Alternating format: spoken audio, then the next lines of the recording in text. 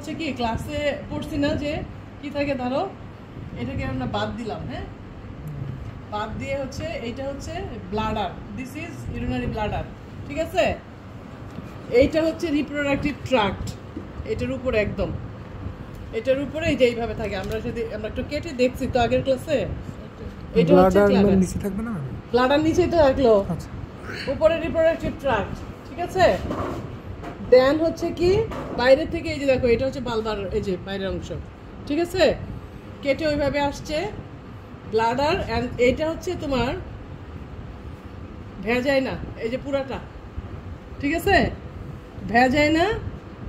এখান থেকে ভ্যাজাইনা আসছে, হাতও ধরো এইখানে দেখো এই যে এইটা নেরো, এই যে এইখানে দেখবা এই যে এই যে নড়তেছে, এই যে দেখো এটা কি, এটা সার্ভিক্স, ঠিক আছে, এই যে নড়ে, ওকে, ফ্লাকচুয়েট করবে, ধরবার টিউব লাইক একটা শক্ত স্ট্রাকচার যেটা হচ্ছে তোমার ফ্লাকচুয়েট করবে, পুরো রিপ্রোডাক্টিভ ট্রাক্টের মতো এরকম ফ্লাকচুয়েটিং শক্ত স্ট্রাকচার কিন্তু আর পাবা না। এইখানে এসে দেখবো যে এই স্ট্রাকচারটা এখানে শেষ হয়ে গেছে, এই যে, ঠিক আছে।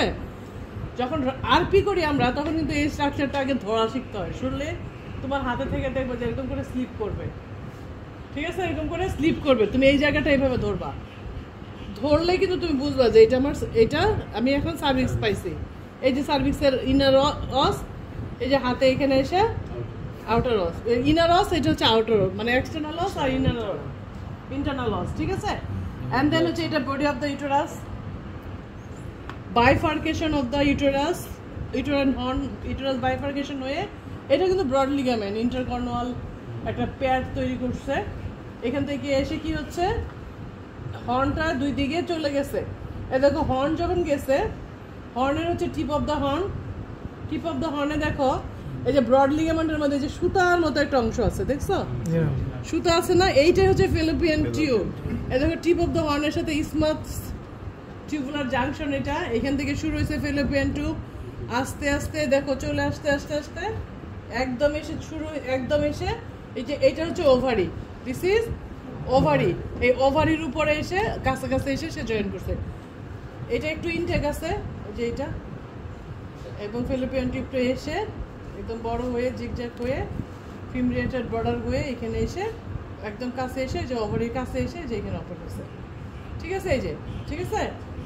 এখন হচ্ছে এইটা হচ্ছে ওভারি, দেখো এই পাশে আমরা কালকে বলতেছিলাম যে আমরা যেদিন পরীক্ষা নিলাম যে এটাতে দেখো এইটার ফলিকুলের size and shape, ovary size and shape আর এই ওভারি সাইজ অ্যান্ড শেপ কিন্তু এক না, দেখো দেখছো, এটা হচ্ছে বড়, এটা হচ্ছে ছোট, এবং এইটার দেখো স্মুথ না সারফেস, স্মুথ, এই যে এটা সিএল, এই যে এখানে একটা সিএল, হ্যাঁ স্মুথ না, এখানে দেখো এই যে ছোট ছোট এখানে বড় বড় ইয়াও আছে, যে এই পাশে ফলিকুলগুলো আছে, এই যে এই পাশে ফলিকুল আছে বড়, এইগুলো যখন তুমি হাত দিবা তখন এই যে এটা আনইভেন এজটা, এটা তো ধরো ফ্রোজেন অংশ, এতটা রিজিডিটি তার নাই, ইলাস্টিটি নাই, কিন্তু যখন একদম মানে ইনটেক থাকবে তখন কিন্তু রিজিডিটিটা থাকবে, ঠিক আছে। এবং এইটা হাত দিলে তুমি বুঝতে পারবে যে পোর্ট্রেটের অংশ এরকম করে হাত দিলে আমরা যেটা করি, লেফট হ্যান্ডের তো ধরলাম এভাবে জানলা, এটা ধরবা আগে, এটা ধরতে পারলে বোঝা যায় হয়েছে।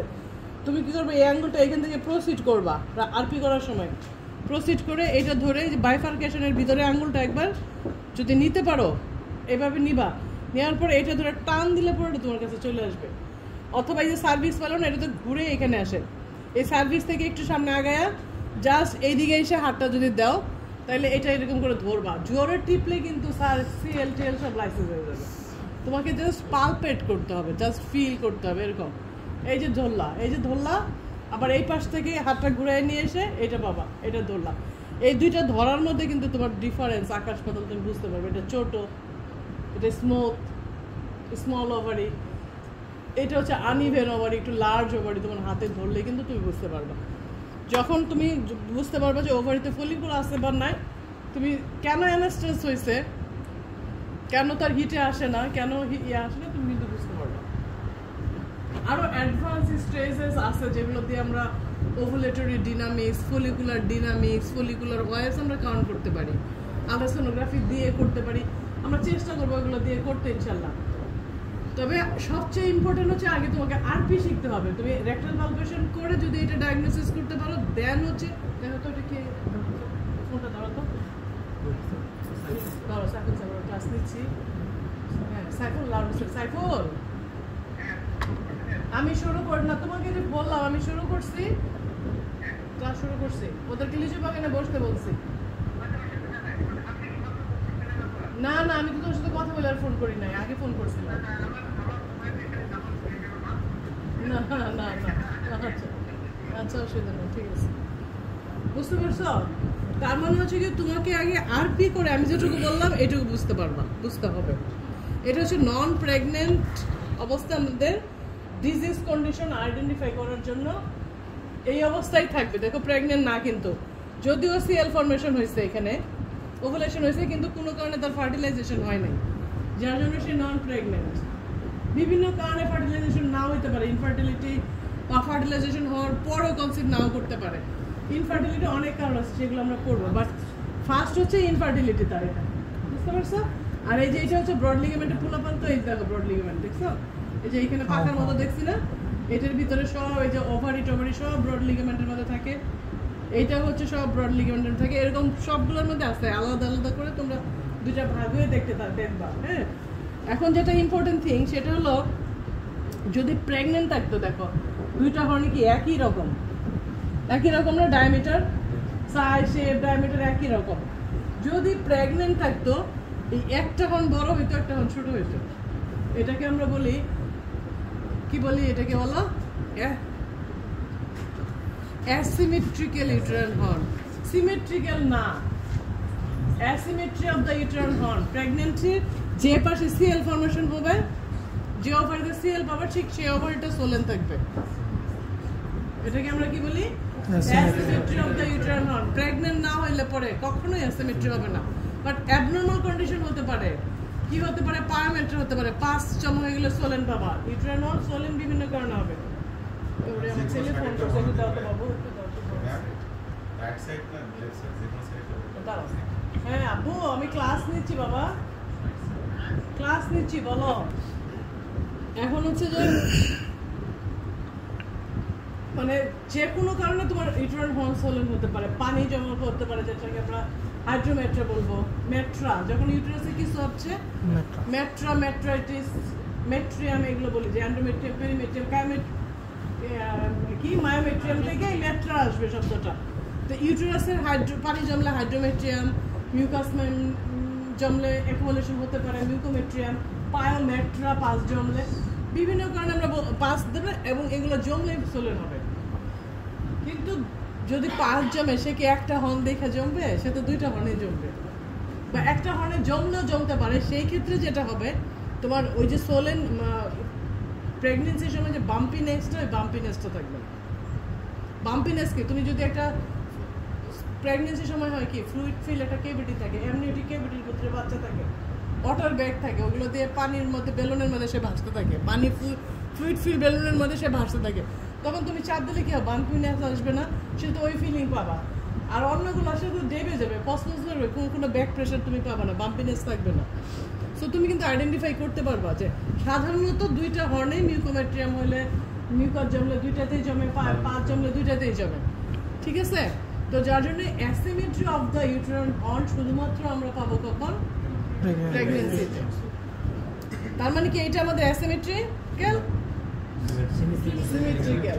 আমাদের কিন্তু অ্যাসিমেট্রিক্যাল ইউটেরাইন হর্ন আছে, ওই ল্যাবে আছে, ওগুলো আমরা পরে দেখবো, এখন দেখবো। ম্যাম আমরা ওই যে অ্যানিমাল কনসেপ্ট করছি কিনা, আমরা একটা নির্দিষ্ট পিরিয়ডের পর যে আরপি করে, তখন কি আমরা অ্যাসিমেট্রিটা দেখি না অন্য কিছু দেখি? অ্যাসিমেট্রিটা আগে দেখতে হবে, বুঝতে হবে। ফার্স্ট তোমার এইটুকুই বুঝতে পারবা, প্রথম 3 মাস asymmetry of the uterine horn দিয়ে তোমাকে আইডেন্টিফাই করতে হবে। এক্সপার্ট না হইলে পরে আর অন্য কিছু ধরতেই পারবা না। বাম্পিনেস তো বুঝলেই বুঝবা, মানে অ্যাসিমেট্রি অফ দ্য ইউটেরাইন মানে একটা ইউটেরাইন ফুলা আছে, বাম্পিনেস আসতেছে, এবং ওই সময়টা খুবই সতর্ক থাকতে হবে যেন হচ্ছে কোনো রাফ হ্যান্ডলিং না হয়, তাহলে অ্যাবর্শন হয়ে যাবে। কারণ ওই তখন মাত্র প্রিলিমিনারি, মাত্র অ্যাটাচমেন্ট হচ্ছে মায়ের সাথে, ইউটেরাসের সাথে অ্যাটাচমেন্ট, প্লাসেন্টেশন হচ্ছে। যদি অ্যাটাচমেন্ট ঠিক মতো নয়, তুমি হাতে দিবা, ও অ্যাটাচমেন্ট ছুটে আসলে মরে যাবে, ঠিক আছে? এই জন্য এই সময়টা তুমি যদি কনফিডেন্ট না হও, স্কিল না হও, হাতে দেওয়া নিষেধ, ঠিক আছে? কনফিডেন্ট হলে তুমি হাত দিবা। আমার এক স্টুডেন্ট কাজ করতেছে, আমি বলছি যে ইয়াই করার 10 দিন পরে আলট্রাসোনোগ্রাফি করতে হবে, সে সাহসই পাচ্ছে না। বলে ম্যাম যদি কোনো কারণে কোনো ঝামেলা হয়ে যায়, ঝামেলা তো হইতেই পারে।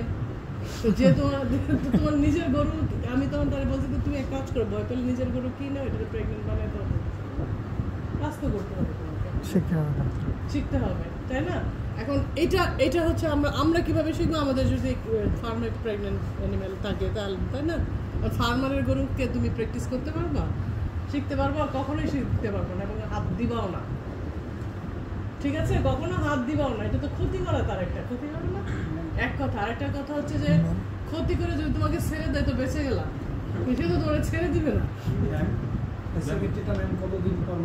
অ্যাসিমেট্রি হচ্ছে আপনার, শোনো, 21 দিন পরে বুঝতে পারবে যে কোনো একটা সাইড।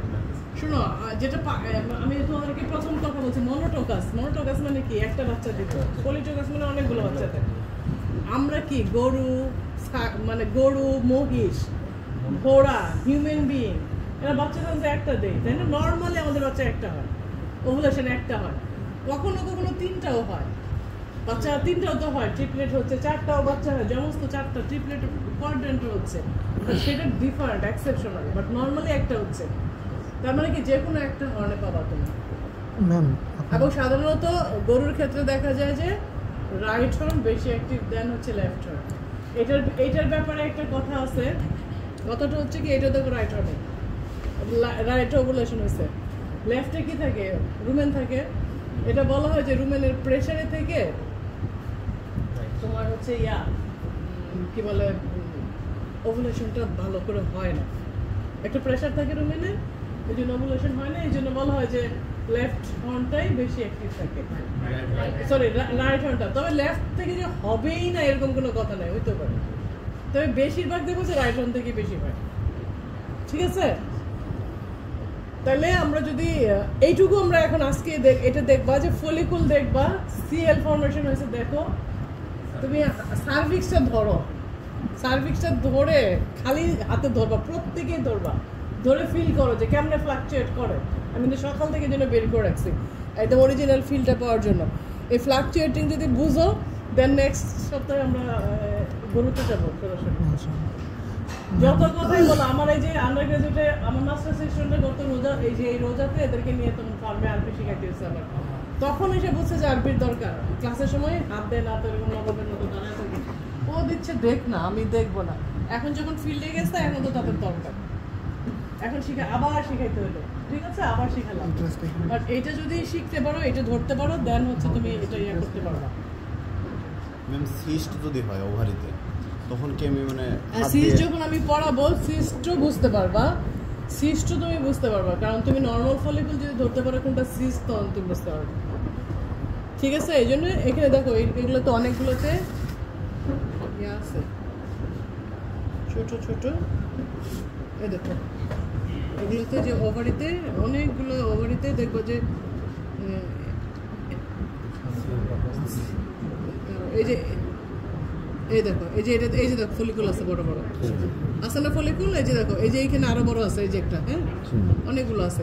তো ফলিকুলার সাইজগুলো, ম্যাচিউর ফলিকুলগুলো তোমরা বোঝার চেষ্টা করবা, বুঝলে যে এটাতে দেখো এটা কিন্তু ছোট, এই যে এখানে একটা বড় আছে দেখো, এগুলো কিন্তু নর্মাল ফলিকুল, যেরকম করে দিবা দেরে এরকম করে দিবা, দেখো হাতে ছোট ছোট একদম ব্লিস্টারের মতো আসবে, হ্যাঁ? এটা দেখো আরো বড়, এটাতে যে সিএল আছে, তখন পেটের মধ্যে, হ্যাঁ বুঝছো, এগুলো তখন পেটের মধ্যে থাকবে, পেটের মধ্যে থাকবে। তো এটা এখন বুঝো যে জিনিসটা আসলে কি, এইটার ফিলিংসটা এখানে কাজে লাগাতে হবে, না দেখে। আর ম্যাম যখন নেক্সট ক্লাসে আলোচনাগ্রাফি দেখাবো ম্যাম, ব্রেক টাইমে ম্যাম এটা সিএল আছে আর ফলিকুল আছে, ঠিক আছে ম্যাম? আমরা ওই যে ওভুলেশন সময় যে বালজিং হয়, ওটা কি ওভুলেশনের পরপরই পাবো না? এই বালজিংটা ওভুলেশনের পরপরই, ওভুলেশনের পরপরই, ওভুলেশন হইলে দেখো, এই যে এটা কিন্তু কোনো বালজিং নাই, দেখছো? কিন্তু এখানে তোমার ফলিকুল, এই যে এই ফলিকুলটা তুমি হাতে বুঝতে পারবা। এখন তো এটা চুপসে গেছে, তুমি যেরকম করে টাইট করো, ও টাইট হয়ে থাকবে, হাত দিলে তুমি যেরকম করে হাত দিলে এটা বুঝতে তুলতুল করতেছে, এটা তো গ্রাফিয়ান ফলিকুল, গ্রাফিয়ান ফলিকুল, দেখছো? আর কিন্তু তুমি এখানে সিএল ধরো, ওইটার মধ্যে কোনো পোর্ট্রেটের অংশ নাই, এটা এই যে হাত ধরবা, এরকম করে ঘুরাইতে থাকবা, আঙুল দিয়ে ঘুরাইতে থাকলে একটা অংশ দেখবা যে এরকম পোর্ট্রেট হয়ে গেছে, এটা তো এখন নরম হয়ে গেছে। কিন্তু যখন তোমার রিজিড থাকবে, অ্যাকচুয়াল থাকবে, এটা কিন্তু এরকম পোর্ট্রেট থাকবে যে হাতে, জি এরকম করে পোর্ট্রেট থাকবে, ঠিক আছে? এবং প্রত্যেকটাই যেরকম তুমি হাতে ধরে দেখবা দানা দানা লাগবে হাতের নিচে একটু কেমন যেন একটু রাফনেস আসবে, ঠিক আছে? এইটুকু যদি শিখতে পারো দেন হচ্ছে আলট্রাসোনোগ্রাফি আর রেকটাল পালপেশন করতে পারবে। ম্যাম হ্যাঁ, এই যে অ্যানিমাল কনসেপ্ট করছে এটা কি আরপি করে বুঝতে হবে? মানে এমনি কিট নাই কেন? কিটা আছে বাবা, সবই আছে।